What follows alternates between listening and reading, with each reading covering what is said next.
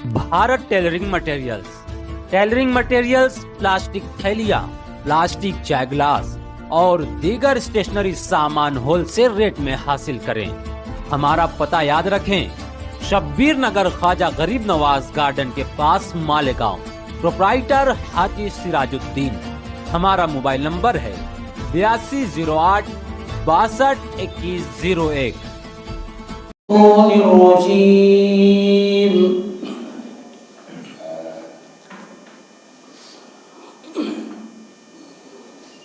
बिस्मिल्लाहिर्रहमानिर्रहीम। मुस्तकबिरीन बिही सामिरन तहजुरून। अफलम यदब्बरुल क़ौल अम जाअहुम मा लम यअति आबाअहुमुल अव्वलीन। अम लम यअरिफू रसूलहुम फहुम लहू मुनकिरून। अम यक़ूलून बिही जिन्नह बल जाअहुम बिलहक़्क़ि व अक्सरुहुम लिलहक़्क़ि कारिहून। सदक़ल्लाहुल अज़ीम। सुब्हानक ला इल्म लना इल्ला मा अल्लमतना इन्नका अंतल अलीमुल हकीम। रब्बि श्रह ली सदरी व यस्सिर ली अमरी वहलुल उक़दतम मिन लिसानी यफ़क़हू क़ौली। पनाह मांगता हूँ मैं अल्लाह ताला की शैतान और मरदूद से। शुरू करता हूँ अल्लाह के नाम से जो बड़ा मेहरबान और निहायत रहम करने वाला है। और इस कुरान मजीद की शान में बेहुदा बातें बकते थे, तो क्या उन लोगों ने इस कलाम इलाही में गौर नहीं किया, या उनके पास ऐसी चीज आई है जो उनके पहले बड़ों के पास नहीं आई थी, या ये लोग अपने रसूल की सिफत यानी सरकार दो आलम जनाब रसूलुल्लाह सल्लल्लाहु अलैहि वसल्लम की दियानत और आपकी सिद्क़ व अमानत से वाकिफ न थे, इस वजह से उनके मुनकिर हो गए, या ये लोग आपकी निस्बत जुनून के कायल हैं, हालांकि आप आला दर्जे के साहिबुल राय थे। बल्कि उनकी तकज़ीब की असल वजह यह है कि ये रसूल उनके पास हक बात लेकर आए हैं और उनमें अक्सर लोग हक से नफरत रखते हैं। सूरह मोमिनून की चंद आयात है जिसकी तिलावत आप लोगों के सामने की गई और तर्जमा भी किया गया। पिछले हफ्ते दर्स कुरान में हमने सुना था कि जब सरकार दो आलम जनाब रसूलुल्लाह सल्लल्लाहु अलैहि वसल्लम ने कुरान मजीद की आयात कुफ़ार और मुशरिकीन को पढ़ करके सुनाया। क़द कानत आयाती तुतला अलैकुम अला अक़ाबिकुम तनकिसून, तो उनके चेहरे बिगड़ गए और चेहरे का रंग जर्द पड़ गया और इस तरीके से वो वहां से भागने लगे जैसा कि कोई मुतकब्बिर आदमी किसी की बात सुनना पसंद नहीं करता। एक आदमी आला मनसब और ओहदे का हो तो वो अपने से कमजोर आदमी और अपने से ज़ईफ आदमी की बात को सुनना पसंद नहीं करता। तो बेआईनी इसी तरीके से उन्होंने सरकार दो आलम जनाब रसूलुल्लाह सल्लल्लाहु अलैहि वसल्लम की बात को, कुरान मजीद की आयत को सुनना पसंद नहीं किया। اسی کا تذکرہ ہے. انہوں نے جو ہے اپنے پیروں کی ایڑیوں کو پلٹ دیا. تنکسون. اس کے بعد والی آیت جو درس قرآن کی آج پہلی آیت ہے، اس میں فرمایا کہ مستکبرین بہ سامرا تہجرون. اسی پر انہوں نے بس نہیں کیا، بلکہ جو ان کی مجلسیں جمع کرتی تھی، جن محفلوں کو وہ منعقد کیا کرتے تھے، جہاں پر وہ 10-12 لوگ مل کر کے بیٹھا کرتے تھے، تو وہاں پر بھی قرآن مجید کے خلاف اور سرکار دو عالم جناب رسول اللہ صلی اللہ علیہ وآلہ وسلم کے خلاف نازیبہ کلمات کہا کرتے تھے. مستکبرین بہ سامرا تہجرون. آیت میں یہاں پر لفظ سامر آیا ہے. سامرن کا معنی علماء نے بیان کیا ہے کہ چاندنی رات ہو اور اس میں 10-15 لوگ مل کر کے حلقہ بنا کر کے کوئی بات کر رہے ہو، تو ایسی جماعت کو سامرن کہا جاتا ہے. تو کفار اور مشرکین یہی کیا کرتے تھے کہ خانہ کعبہ کے ارد گرد جمع ہو کر کے، اور ان کے سامنے ان کے بت ہوتے تھے، لات منات اور عزا ہوتے تھے، اور ان کا اپنا دعویٰ یہ تھا کہ ہم کعبۃ اللہ کے متولی اور ذمہ دار ہیں. لیکن وہاں بیٹھ کر کے جناب رسول اللہ صلی اللہ علیہ وسلم کو اور اسلام کے متبعین اور پیروکاروں کو برا بھلا کہتے تھے. تو سامرن کا ایک معنی یہ ہے کہ چاندنی رات میں کئی لوگ مل کر کے آپس میں کچھ بات کریں تو ایسی جماعت کو سامرن کہتے. اور اگلا لفظ جو آیا ہے تہجرون کا، اس کے معنی اور مطلب علماء نے بیان کیے ہیں کہ گالی بکنا. کوئی آدمی گالی بکے، کوئی آدمی برا بھلا کہے یا لغو اور فالتو بات کہے، تو ایسی جماعت کو تہجرون کی جماعت کہتے. تہجرون. تو یہ دونوں عمل وہ کیا کرتے تھے. چاندنی رات میں بیٹھ کر کے خانہ کعبہ کے ارد گرد ان کا یہی کام تھا کہ گالی بکتے تھے، نعوذ باللہ، اسلام کو مسلمانوں کو برا بھلا کہتے تھے اور فضول بکواس کرتے تھے. تہجرون. قرآن مجید نے جو ہے عجیب نقشہ کھینچا ہے کہ یہ اپنی باتوں کے اندر، اپنی مجالس کے اندر اسلام اور مسلمانوں کے خلاف بات کرتے رہتے اور گویا کہ یہ سمجھتے ہیں کہ عقلمند انسان یہ ہے، اور جو کچھ ان کو سمجھایا جا رہا ہے، سمجھانے والا نعوذ باللہ برا آدمی ہے. جو مذہب کی بات ان کو سمجھائی جا رہی ہے وہ مذہب برا ہے، حالانکہ ایسا نہیں ہے، اس کے برخلاف بات ہے.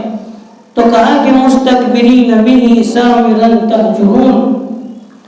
بعض روایتوں میں یہ بات ملتی ہے کہ جب یہ آیت نازل ہوئی تو سرکار دو عالم جناب رسول اللہ صلی اللہ علیہ وسلم نے قصہ گوئی کو عشاء کی نماز کے بعد کرنے سے منع فرما دیا کہ ایسی مجلسیں منعقد نہ کی جائے عشاء کی نماز کے بعد جس میں لوگ لغویات اور فضول باتیں کر رہے ہو اور گپ شپ کر رہے ہو اور لا حاصل گفتگو کر رہے ہو.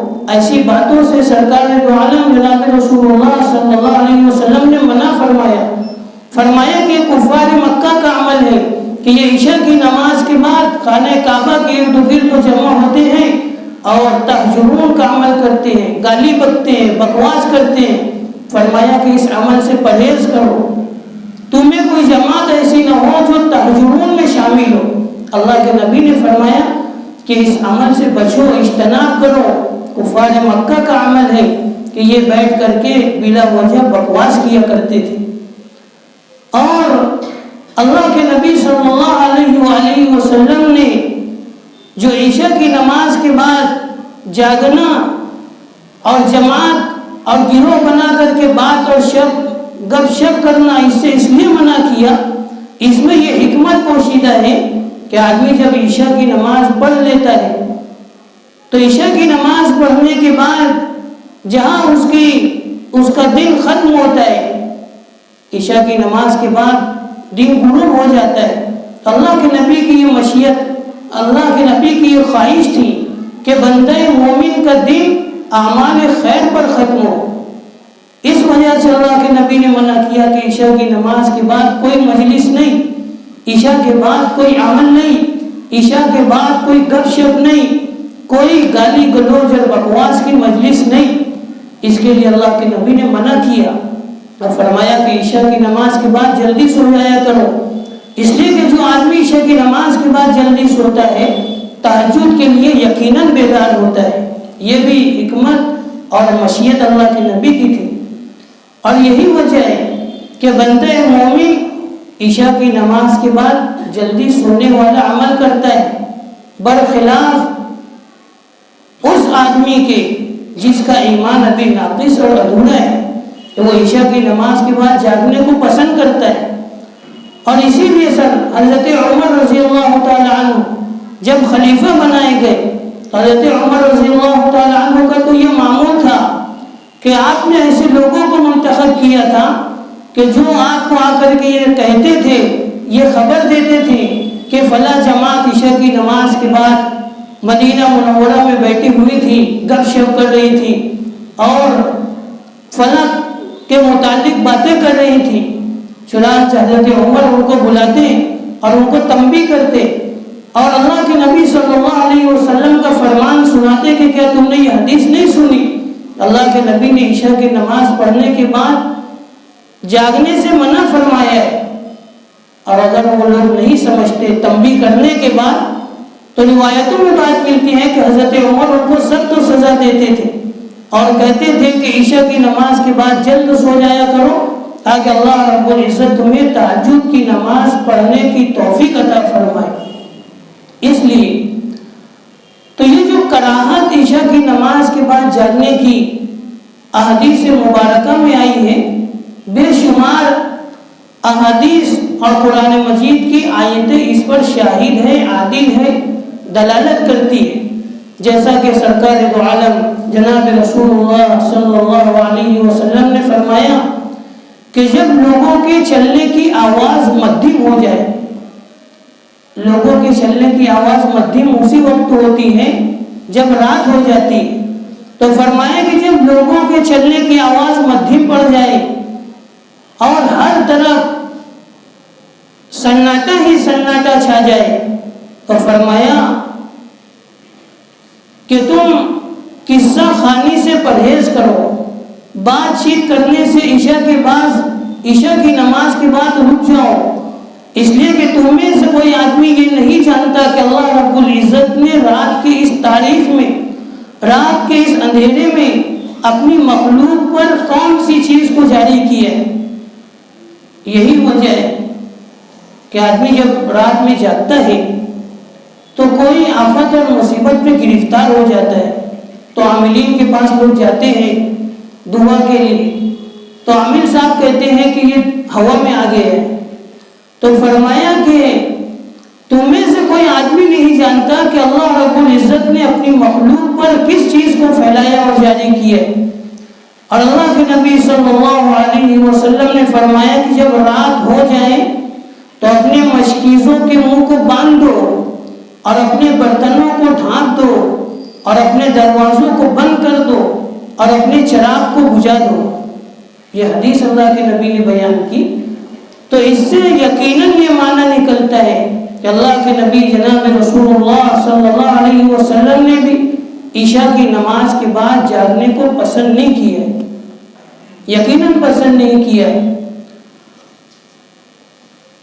لیکن ہمارے ذہن میں یہ بات آ سکتی ہے کہ عشاء کی نماز کے بعد تو درس قرآن کی مجالس بھی منعقد ہوتی ہے اور اصلاح معاشرہ کے جلسے بھی ہوتے ہیں اور دینی واعظین اور خطبہ بیان بھی کرتے ہیں، تو کیا ایسی مجالس میں شرکت کرنے کی اجازت گنجائش ہے؟ یہ سوال ہمارے ذہن میں آ سکتا ہے۔ تو ہمیں یہ بات معلوم ہونا چاہیے کہ جناب رسول اللہ صلی اللہ علیہ وسلم نے تہجدون کی جماعت میں شامل ہونے سے ہمیں منع کیا ہے کہ ایسی جماعت جو بیٹھ کر کے گالی گلوچ دیتی ہو، چوک چوراہوں پر بیٹھ کر، نکڑوں پر بیٹھ کر ایک دوسرے کی غیبت اور جھوٹ اور بہتان لگانے کا کام کرتی ہو، ایسی جماعت میں شامل ہونے سے منع کیا ہے، نہ کہ نیک عمل کرنے سے منع کیا ہے۔ بلکہ علماء نے لکھا ہے کہ اللہ رب العزت کو تو رات کی عبادت بڑی پسند ہے، اسی لیے تہجد کی نماز مشروع کی گئی اور رکھی گئی ہے۔ تو عشاء کی نماز کے بعد اگر بندہ مومن کوئی نیک عمل کرنا چاہے تو اس کا اجر و ثواب مزید بڑھ جاتا ہے، تہجد کی نماز۔ اسی طرح ہم نے سنا ہے کہ مسلمانوں کا قافلہ کہیں پر سفر کر رہا ہو تو اس قافلے کی نگہبانی کرنے والا مومن اور مسلمان، اس قافلے کی چوکیداری کرنے والا مومن اور مسلمان بڑے اجر و انعام کا حقدار ہوتا ہے۔ یعنی کہیں پر مسلمان سفر کر رہے ہوں اور ایک آدمی کو متعین کر دیا گیا ہو کہ تم رات بھر جاگو گے اور تم ان مسلمانوں کی نگہبانی کرو گے، چوکیداری تمہارے ذمہ ہے، تو یقیناً یہ بات ہے کہ وہ آدمی سوئے گا نہیں، وہ تو جاگے گا۔ تو فرمایا کہ یہ جاگنے پر اللہ رب العزت اجر و انعام سے اس کو نوازیں گے، اور برخلاف اس آدمی کی جو چوک چوراہے پر بیٹھ کر، نکڑ پر بیٹھ کر عشاء کے بعد بلا وجہ بکواس کر رہا ہو تو ایسا آدمی گناہگار ہوگا۔ تو عشاء کی نماز کے بعد نیک عمل اگر آدمی کر رہا ہے تو پسندیدہ ہے، مندوب عمل ہے، مستحب عمل ہے، نیکی اور اجر و ثواب دلانے والا عمل ہے۔ اور یہی وجہ ہے کہ سائنسی اعتبار سے بھی اطباء اور ڈاکٹر اور میڈیکل لائن سے جو لوگ جڑے ہوئے ہیں ان کا اپنا بھی نظریہ، ان کی اپنی معلومات بھی یہ ہے کہ عشاء کی نماز کے بعد جو لوگ جاگتے ہیں بڑی بڑی بیماریوں کے یہی شکار ہوتے ہیں۔ عشاء کی نماز کے بعد جاگنے والا آدمی بے شمار نت نئی بیماریوں کا شکار ہوتا ہے۔ اللہ رب العزت نے فطرت انسانی یہ بنائی ہے، اللہ رب العزت نے انسان کو فطرت میں یہ بات کو داخل کی ہے کہ عشاء کی نماز کے بعد اس کو نیند آنے لگتی ہے، چاہے وہ دن بھر سویا کیوں نہ ہو۔ لیکن انسان کی طاقت ہوتی ہے، اس کا خون جب گرم ہوتا ہے جوانی کے عالم میں تو انسان اپنی نیند کو دور کرتا ہے، تو یہ 1 سال 2 سال 4 سال تک کرتا رہتا ہے۔ لیکن جب اعضاء اور جوارح میں ضعف آ جاتا ہے اور بدن کے اعضاء کمزور ہونے لگتے ہیں اور یہ نیند کو دور کرتا رہتا ہے تو پھر ایک بیماری جو مشہور ہے ہارٹ اٹیک والی، وہ اسی عشاء کی نماز کے بعد جاگنے کی دیر ہے۔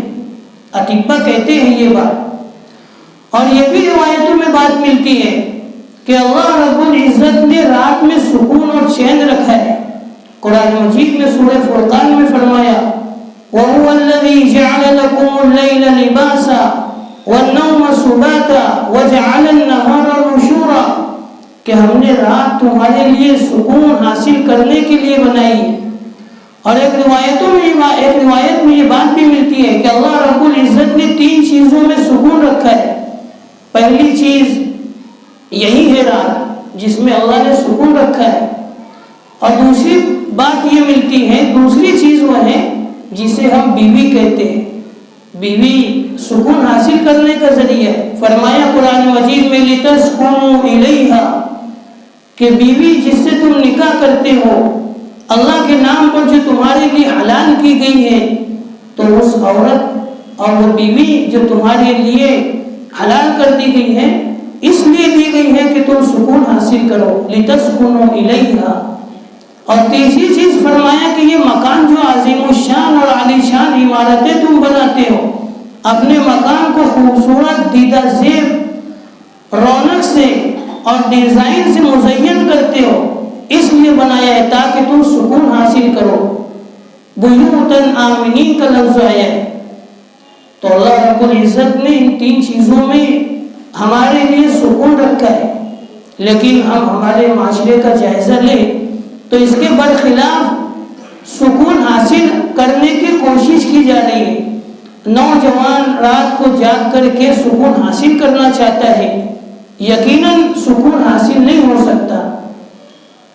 مکان میں رہ کر کے اللہ نے سکون ہمیں عطا کیا ہے، لیکن گھر کی مستورات اور ہمارے معاشرے کی آج کل کی خواتین گھر سے باہر سکون حاصل کرنا چاہتی ہیں، سکون نہیں مل سکتا۔ لوگ اپنی بیوی کو چھوڑ کر کے کہیں اور سکون حاصل کرنا چاہتے ہیں۔ لِتَسْكُنُوا إِلَيْهَا کا یہ جو اصول اور ضابطہ ہے اس کو توڑنا چاہتے ہیں۔ فرمایا کہ اس اصول اور ضابطے کو توڑنے کے بعد کسی کو سکون اور اطمینان نہیں مل سکتا، اس لیے کہ اللہ رب العزت نے ان 3 چیزوں میں سکون اور اطمینان رکھا ہے، اسی کا تذکرہ ہے۔ مستقبلین بہ ساملا تہجرون، آگے فرمایا فلم یدبروا القول ام جاءہم ما لم یأت آباؤہم الاولین، کہ یہ جو کفار مکہ قرآن مجید سن کر کے پلٹ جاتے ہیں، اس کو ہلکی کتاب سمجھتے ہیں۔ اللہ فرماتے ہیں فلم یدبروا القول، کیا انہوں نے اس کلام الہی میں غور نہیں کیا کہ اس کی آیات دل کی دنیا بدلنے والی آیات ہیں۔ قرآن مجید کی آیات ایسی آیات ہیں جس کی تلاوت ہی لوگوں کے دلوں کی دنیا بدلنے کا ذریعہ بنی ہے۔ تو فرمایا کہ قرآن مجید کی آیات میں کیا غور نہیں کرتے، تدبر نہیں کرتے، غور فکر نہیں کرتے۔ یا ایک معنی علماء نے یہ بیان کیا ہے کہ جو شریعت جناب رسول اللہ صلی اللہ علیہ وسلم لے کر کے آئے ہیں، وہ شریعت، وہ دین، وہ اسلامی تعلیمات ایسی تعلیمات ہیں جو انسان کے مزاج، انسان کے عقل اور انسان کے دماغ سے لگنے والی تعلیمات ہیں۔ شریعت اسلامی نے جو تعلیمات ہمیں دی ہے وہ تعلیمات کو ہماری عقل قبول کرتی ہے۔ پاکی اور ناپاکی کے جو مسائل بتلائے ہیں یقیناً ہماری عقل اسے قبول کرتی ہے۔ تو ایسی تعلیمات، ایسا قرآن مجید اور ایسی کتاب لے کر کے سرکار آئے، فرمایا کہ افلا یتدبرون القرآن، لیکن ایک جگہ فرمایا کہ افلا یتدبرون القرآن ام علی قلوب اقفالوها، کہ یہ کفار اور مشرکین قرآن مجید میں اور اسلامی تعلیمات پر غور کیوں نہیں کرتے کہ کیسی عظیم الشان شریعت ہے، دین ہے۔ اس وجہ سے غور نہیں کرتے کہ ہم نے ان کے دلوں پر تالا لگا دیا ہے۔ ام علی قلوب اقفالوها، یہ ان کے دل بند کر دیے گئے ہیں جیسے تالا لگانے کے بعد دروازہ بند کر دیا جاتا ہے۔ تو یہ ایسی شریعت ہے جس کی تعلیمات انتہائی سہل اور آسان ہے۔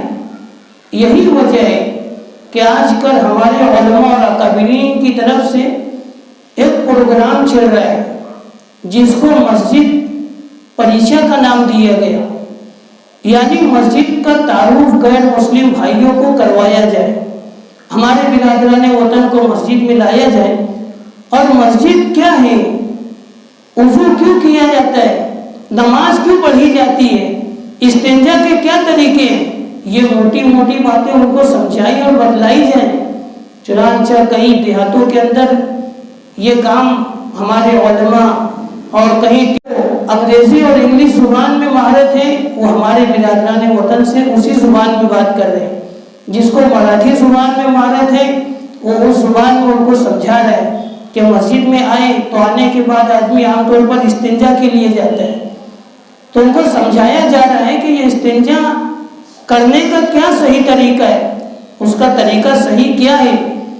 تو وہ استنجا کے طریقوں کو دیکھ کر کے ہی یہ سمجھ رہے ہیں کہ ہم تو اچھے کپڑے پہننے کو ہی نظافت اور صفائی سمجھتے تھے، اس لیے کہ ہم جانتے ہیں کہ ان کے یہاں استنجا کا طریقہ کیا ہے۔ تو استنجا کا طریقہ دیکھ کر کے شریعت اسلامی کی تعلیمات سے وہ متاثر ہو رہے کہ یہ کیسی تعلیم ہے، کیسا خوبصورت تعلیم رکھنے والا مذہب ہے۔ تو اس لیے جو ہے استنجا کے طریقے کو دیکھ کر کے ہی وہ لوگ متاثر ہو رہے ہیں۔ پھر وضو کے اندر وضو کیوں دیا گیا، نماز کیوں دی گئی، یہ ایسی چیزیں ہیں جو غیر مسلم بھائیوں کو سمجھائی جا رہی ہے۔ تو شریعت اسلامی کی تعلیمات کو سن کر کے، پڑھ کر کے، دیکھ کر کے جو ہے متاثر آج بھی ہو رہے ہیں۔ چنانچہ اسی لیے فرمایا کہ افلم یتدبروا القول ام جاءہم ما لم یأت آباءہم الاولین، یا ایمان اس لیے قبول نہیں کر رہے ہیں کہ جو دین سرکار دو عالم جناب رسول اللہ صلی اللہ علیہ وسلم لے کر کے آئے ہیں یہ ان کے لیے کوئی نیا دین ہے، ان کے آبا اور اجداد نے اس دین کا، اس مذہب کا نام سنا نہیں ہے، حالانکہ ایسا نہیں تھا۔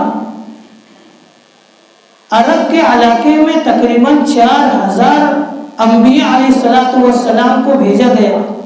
جناب رسول اللہ صلی اللہ علیہ وسلم سے پہلے تقریباً 4000 انبیاء نے اس علاقے میں محنت کی ہے، لوگوں کو کفر و شرک کی نفی سمجھائی ہے، کفر اور شرک کی قباحت بیان کیا ہے۔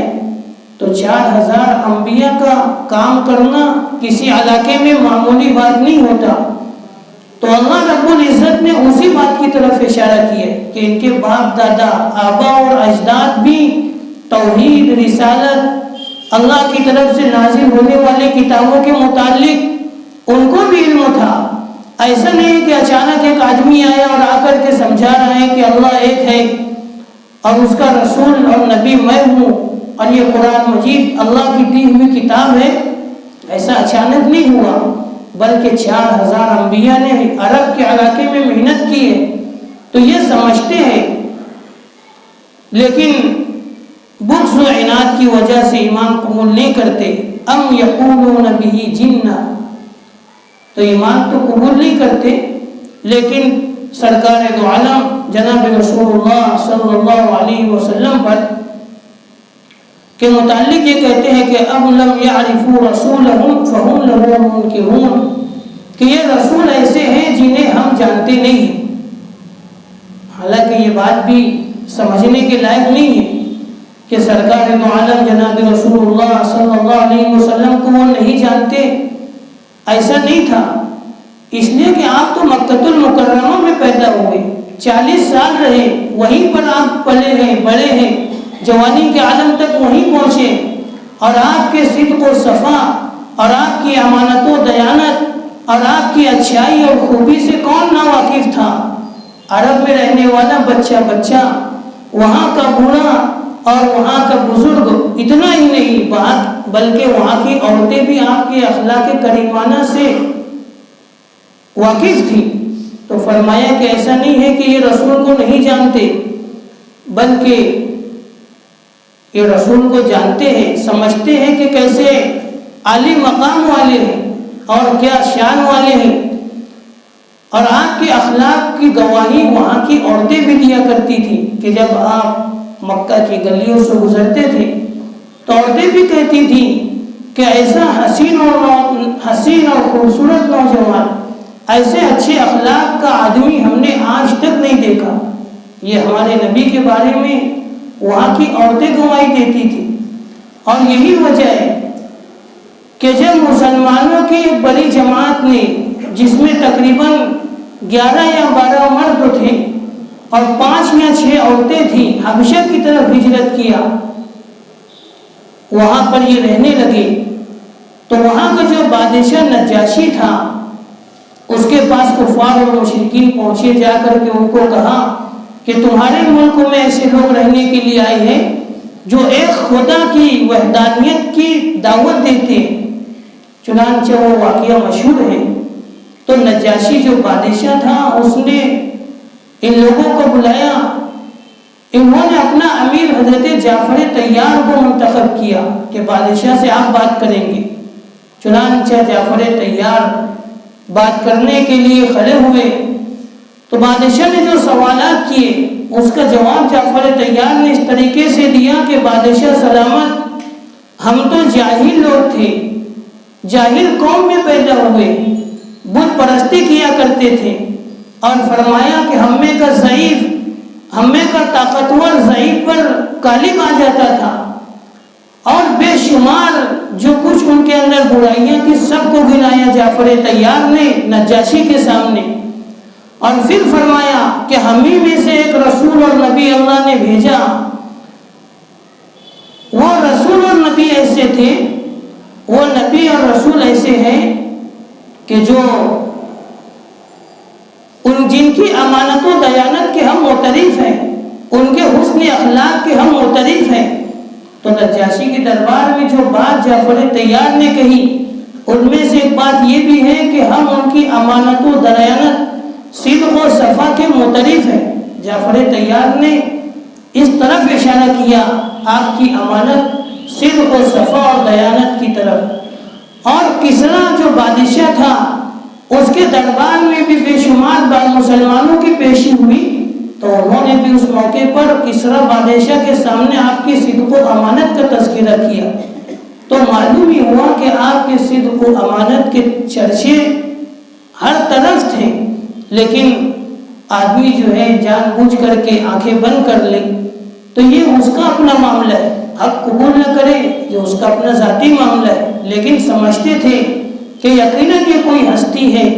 ام لم یعرفوا رسولهم فهم له منکرون ام یقولون به جنہ، اور کہتے تھے کہ نعوذ باللہ یہ محمد صلی اللہ علیہ وسلم کو جنون ہو گیا، پاگل ہو گئے۔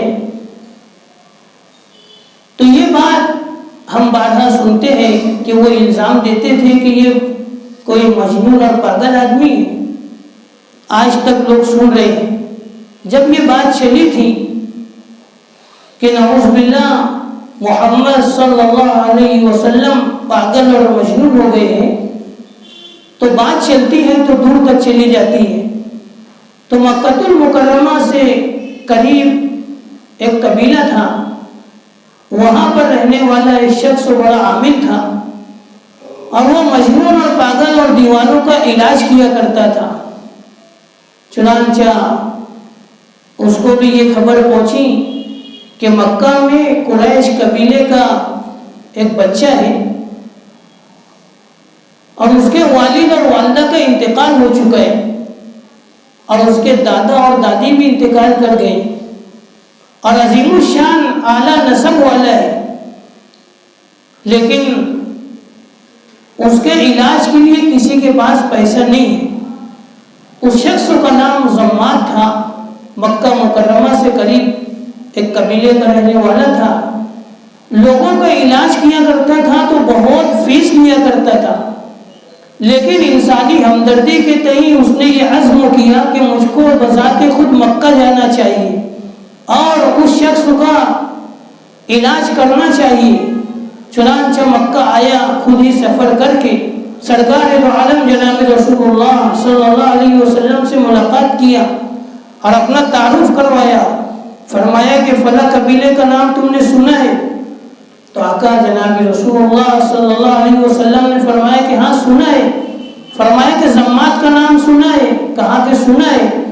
وہ ضماد وہ تو مجنون اور پاگلوں کا علاج کرتا ہے۔ کہا کہ میں وہی آدمی ہوں، اور مجھ کو کہنے والوں نے کہا ہے، بتلانے والوں نے یہ کہا ہے کہ مکہ میں ایک شخص ہے جو مجنون اور پاگل ہو گئے ہیں، تو میں چاہتا ہوں کہ تمہارا علاج کروں۔ تو جناب رسول اللہ صلی اللہ علیہ وسلم کو ہنسی آ گئی۔ آپ نے فرمایا کہ لوگوں نے پروپیگنڈا کیا، بات کو آگے بڑھا دیا اور آپ تک بات پہنچ گئی ہے۔ کہا کہ مجھ کو کوئی جنون نہیں ہے، مجھ کو کوئی پاگل پن نہیں ہے۔ تو اس شخص نے کہا کہ آپ کیا کہتے ہو، آپ کی تعلیمات کیا ہے؟ تو جناب رسول اللہ صلی اللہ علیہ وسلم نے خطبہ پڑھا، الحمدللہ نحمدہ ونستعینہ ونستغفرہ، اور اعوذ باللہ بسم اللہ پڑھنے کے بعد والسماء والطارق، جو سورہ طارق ہے پوری پڑھ کر کے اس کو سنائی۔